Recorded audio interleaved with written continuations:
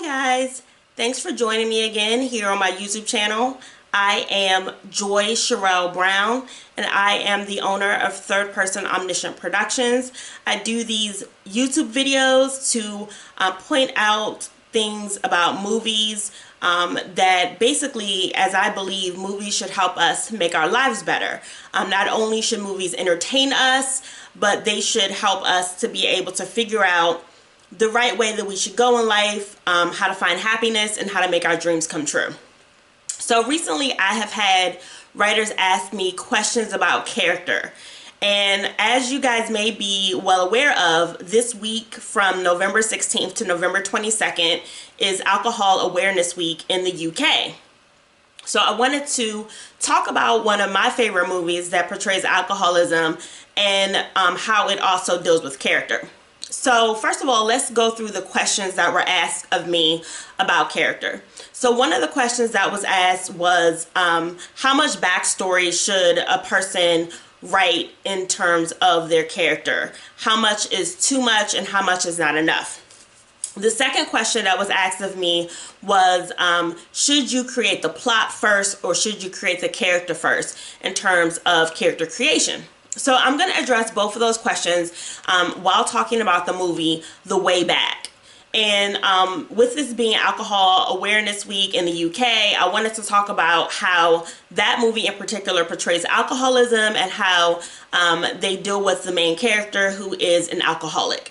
As many of you may be aware of, Ben Affleck is the star of the movie The Way Back. And he took the role because it was actually a very personal story for him. As you know, if you follow the tabloids at all, Ben Affleck has struggled with alcoholism in his life more than one time. So when he took this role for The Way Back, he had just finished a stint going through rehab and dealing with alcoholism, which is, addiction is a disease. And for celebrities, I think it's kind of difficult for celebrities because they are in the public eye and, it's so public when they are going through it. And it's not an easy thing to go through for a person and their family and their loved ones and their friends. And then to add on top of it, the rest of the world being in on it as well. It's very difficult because when you fall off the wagon, it's a known fact that everybody knows it, and it can't be an easy thing. So he wanted to take this role because he had just been through that himself, and he gives an outstanding performance, I think, because you could just tell in his character's name is Jack, and you can just tell that Jack is kind of tired, and Jack has a lot of issues that he's going through in addition to the alcoholism. So let's talk about the first question in terms of character. How much backstory should you tell about the character? How much is enough and how much is too much?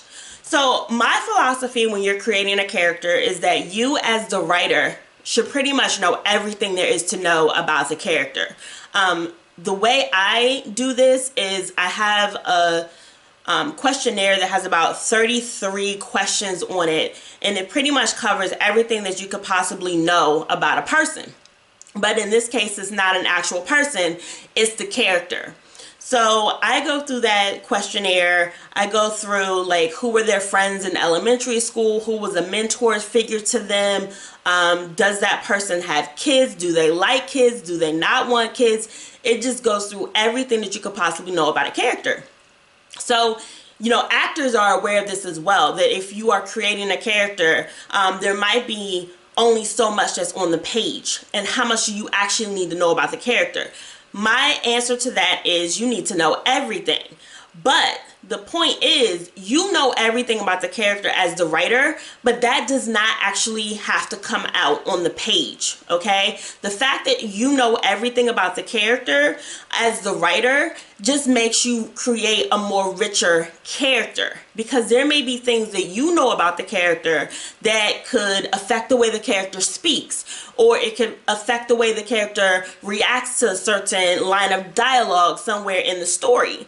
And the audience doesn't necessarily need to know that, but you know that as the writer. And because you know that as the writer, it makes a more well-rounded character and it makes a more three-dimensional character. So let's go back to the movie The Way Back, and let's look at the character Jack in terms of him dealing with his alcoholism. So one of the lessons that I learned very early on as a writer was taught to me by my 7th grade teacher, Mr. Teeters. He was my 7th grade English teacher. And Mr. Teeters taught us in 7th grade that when you write, you show, don't tell. Okay? And if you're a screenwriter, that is the #1 rule that you need to have or you need to know. Show, don't tell. And what that means basically, because it sounds obvious, it kind of sounds like, of course, you show, don't tell, right? But how do you show and not tell? So in terms of the movie The Way Back, if they had told us that Jack was an alcoholic right off the bat, instead of showing us that he was an alcoholic, the way it would have gone down would be like, you know, the first scene is Jack at work. Jack works in construction. And if they had just told us that he was an alcoholic, you know, the first scene would have been somebody saying to Jack, like, oh, Jack, you know, like, you've been drinking a lot, you know, are you an alcoholic? That's just a really, you know, a really basic way that they would have told instead of shown. But the way they did it instead was that they showed us that Jack was an alcoholic. And the way they did that was that they have like a series of scenes. As soon as he gets into his truck after leaving his shift from work, he reaches into the back seat.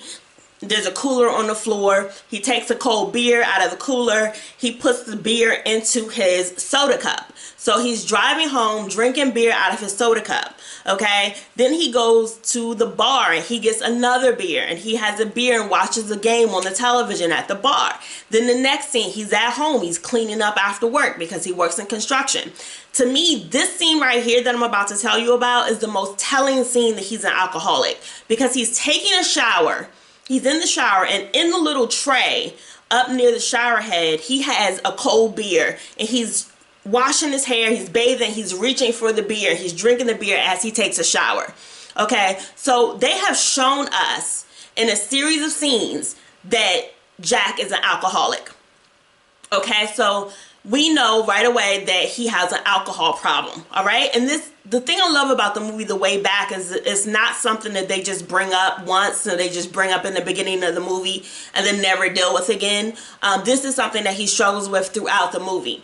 If you are not aware of what The Way Back is about, The Way Back is about an ex-basketball player who has gone away from the game and hasn't played in years, decades, and his old private school that he went to high school at, they call him up and say, hey, you know, we're in a bind, can you coach the basketball team? Okay, so what I don't want you to get confused is that this is not really a sports movie. It's more about Jack struggling with alcoholism than it is about being a sports movie. It's not really a traditional sports movie. Sports is kind of like the backdrop, but the main issue here is that Jack is an alcoholic. Okay, so the other part of the question is, how much of the backstory do you tell? So, you know, you don't just give us the backstory all in Act 1. Okay, and Act 1 is the first 20 to 30 minutes of the movie, depending on how long the movie is. If it's a 90-minute movie, it might be 20 minutes of Act 1. If it's a 2-hour movie, it's probably 30 minutes of Act 1. Then you have 20 minutes of Act 3 or 30 minutes of Act 3. And then you have the middle. Act 2 is the bulk of the movie. Okay, so you don't just tell everything about the character in Act 1. So in Act 1, we learn that, you know, Jack is an alcoholic, but we don't really know much else. We start to get the story unwoven for us. So maybe like 4 or 5 scenes in, you know, Jack has Thanksgiving with his family. After dinner with the family, his sister confronts him and she's like, you know, how are you doing? Like, you know, are you lonely? You're going home every day. You're just drinking your life away. You know, you work, you go home, you drink, you know, and of course, Jack is confrontational about it. He's like, you know, like, what is it to you? Like, you know, I'm doing what I do and whatever. Then she brings up that a woman named Ange has asked about him. Okay, so he's like, what is she doing calling you? Why is she asking you about me? And she's like, I don't know. She just wants to know how you're doing. Okay, so then the next scene, we see him in one of the guest bedrooms at his sister's house, and he's returning Ange's call. He's calling her, and he says to her, you know, call me back. You know, my sister said you wanted to know how I was doing, so give me a call back. my number is the same as it's been when we were married. Okay, so that's a little bit more backstory about Jack. Okay, so this is, at this point, we're still in Act 1. Okay, so we find out that Jack has an alcohol problem. We find out that he was married and that they are not together for whatever reason right now. And then, you know, we have more of the story revealed to us. We don't find out right away the whole situation between Jack and Ange. Okay, so maybe like a scene or two later, they meet up for lunch and Ange tells him that she's dating somebody, you know, and he's like, oh, okay, you're dating someone, we're still married. Okay, so then we get the state of their relationship. Okay, we kind of know that they have been married at one point because he leaves that voice message and says, my number is the same as it's been since we were married. But now we see that they're not technically divorced yet, they're just separated. Okay, so we'll continue to watch the movie. So the question was, how much backstory do you give of the character? Okay, and I'm telling you, you don't give all the backstory at once. You have to reveal it. You create tension. You create tension by making people wonder a little bit what's going on. You give them a little bit, then make them wonder a little bit. Okay, you give them a little bit, make them wonder a little bit. Make them keep turning the page. Okay, a show that does that quite perfectly is This Is Us. This Is Us, I'll do another video about that because This Is Us does the tension creation better than any show I've ever seen. But back to the way back. Okay, let's go back to the way back. So we find out that Jack and Ange are separated, but we don't find out the trauma of the relationship. We don't find out quite why they're separated right away. And we don't find out exactly what has driven Jack to become an alcoholic. Why is he drinking all the time? We don't even get this answer until like the midway point in the movie. So we're like in the middle of Act 2 when we find out. And this is a spoiler, guys, okay? I'm going to give a spoiler. So if you haven't seen the movie, you might want to stop this video right now and go watch the movie and then come back and watch this video. But we don't find out till like the midway point, halfway through Act 2, that Jack and Ange lost their 9-year-old son to cancer. Okay? So this is what has made Jack start drinking. This has made Jack kind of in this hopeless mood that he's in, you know. And then we find out even later in the movie when Jack is talking to one of his players, when he's talking to the player Brandon, and he tells Brandon why he did not take a scholarship, a full ride that he got granted when he was playing basketball. So then we find out that Jack has a terrible relationship with his father. We know from earlier in the movie that his father has died, but at this point we don't know that he and Jack had any conflict, okay? But now we find out that Jack had conflict with his father. His father really didn't pay any attention to him until he started to play basketball.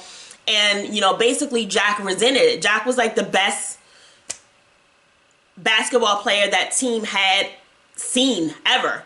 And he brought them a championship, everything, got a full ride to college, full scholarship. But it was like the more he did well at basketball, the more attention his father paid to him. So he basically was like, you know, it was a big screw you to his dad that he didn't take the full scholarship. He basically just stopped playing the game, didn't go to college, and just kind of went down the wrong path, okay? This is backstory, okay? This relationship with Jack and his father, that's backstory. The death of Jack and Angie's son, that's backstory, okay? Backstory does not all come out in Act 1. You have to give us enough to create some type of sympathy with the character, some type of connection with the character in Act 1. You have to give us enough in Act 1 to feel connected to the character, okay? And then you kind of weave the reveals along the way, okay? So you reveal a little bit here, you reveal a little bit there, you reveal a little bit here, okay? We can keep finding stuff out about the character all the way up until Act 3, okay? All the way up to the end of Act 2, we can find out stuff about the character. But it should never be something that just comes out of left field that makes no sense whatsoever, okay? And all of these things are, the longer you write and the longer you read your own work and you ask yourself, does this make sense? Is this happening too soon? You know, watch movies, read scripts, and ask yourself, you know, does it feel real? Does it feel authentic? The other question that was asked of me was how much of the character comes from plot and how much of the character comes from the character first, and then the plot is tailored towards the character. Okay, you can work this either way, all right? It really depends on how best you work. For me, I have a lot of stories that I want to tell. So it doesn't work for me to create the character first. I create the story. I know what issue I want to address in a specific script. And if I want to address a certain issue in a script, then that requires a certain type of character.